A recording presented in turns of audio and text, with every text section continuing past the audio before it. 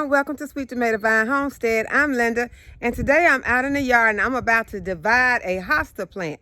I've had this plant for many years and I've been needing to divide it for some time now, and I just never had gotten around to it. So I'm going to go ahead and I'm going to finally get a chance to divide it. So let's get started.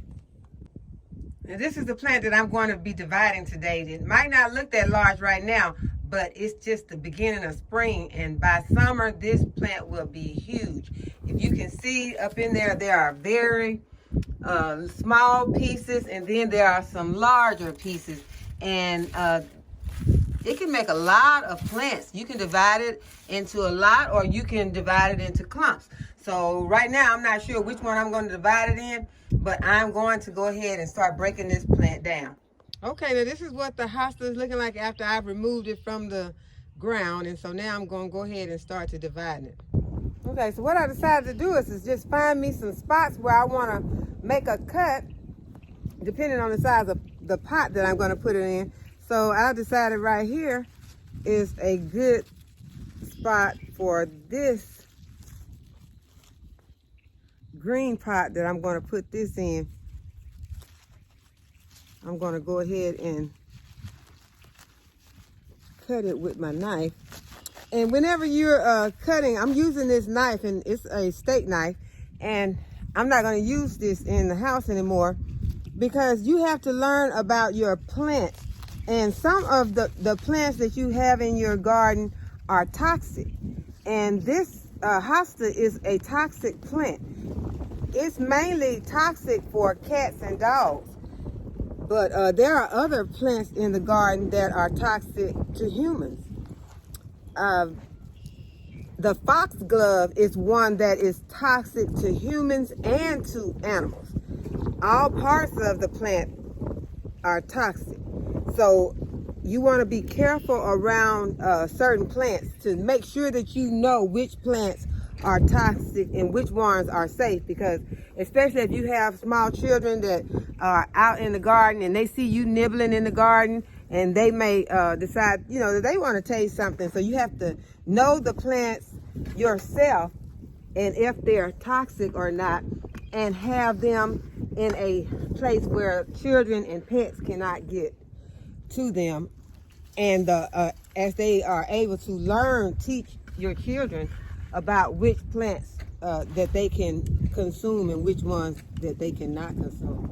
And we have to know it for ourselves, because I'm out in the garden munching all the time, snacking on stuff, but I'm not going to eat most flowers unless it's a nasturtium. But you have to know which ones are safe to consume. Okay, now that is going to fill out a lot this summer. This plant will be full, although it doesn't look that full now. That's why I'm not going to put any more in there than that. But I think that looks good. It doesn't look that full, but it will fill out in the summer. So we're going to sit that one aside. And now we got another one that we're going to put some of this hosta in. I just want to find me a good spot. See if I can get it more rounded this time. And this plant is very forgiving, so if you cut through some of the roots, which I'm sure is almost impossible not to cut through some of these roots because they're everywhere, but don't worry about it. The plant will be okay. It will pop back. Go back down here. And this way you can keep from having to go to the store and buy some of the plants that you want to arrange in pots this year. Sometimes you can have a friend who already has that plant, or it may be something that you have in your garden already, like I did.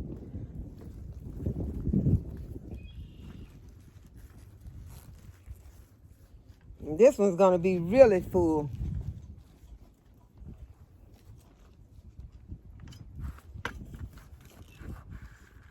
But I think hostas are beautiful in pots as well as they are in the landscape. So that is one reason that I'm choosing to go ahead and put my hostas in pots. But the other reason that I'm choosing to put them in there is to keep some of the pests from hiding underneath them, because as I said, they get huge. And it's no surprise to me when I come out and I see a little garter coming from underneath it.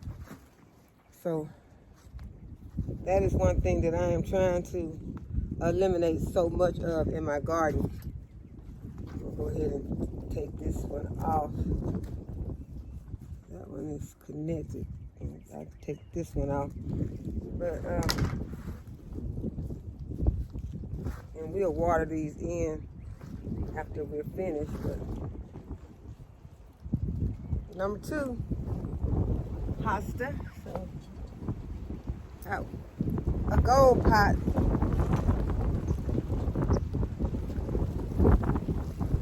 It's gonna be too much to go in there, so I'm gonna take a small portion off of the end.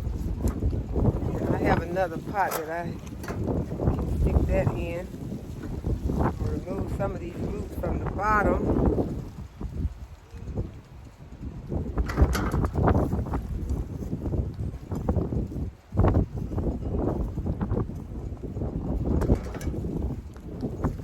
These would be beautiful on the patio or somewhere else in the garden where I can keep an eye on them and not have to worry about anything hiding underneath them so much as they were when they were against the house. And I think this one's gonna look really beautiful in this gold pot.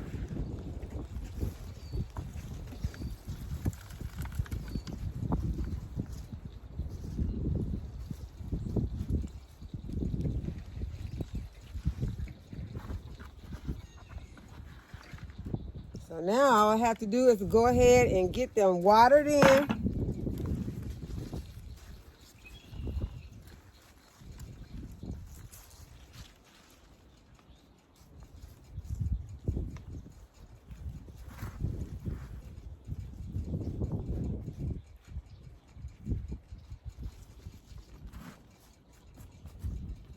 And I think that that looks just lovely.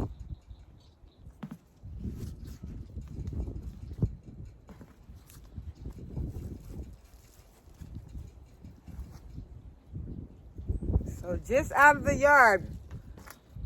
And we have a whole lot more around there. I just didn't get all of it.